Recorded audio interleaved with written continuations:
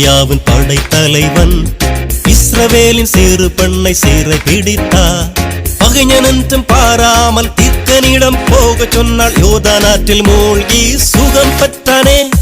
பகை வேண்டாம் நமக்கு பகை வேண்டாம், பகை வேண்டாம் நமக்கு பகை வேண்டாம். தரரட்ட தரட்ட தரரட்ட தரரட்ட தரரட்ட. வெறுக்கும் பகைவர்க்கு நன்மைகள் செய்து கன்னத்தில் அறைபவர்க்கு கன்னத்தை காட்டி பகைஞனென்றும் பாராமல் இயேசுவைப் போல் மன்னிப்போம். பகைமையை மறந்து நட்பில் மகிழ்வோம்.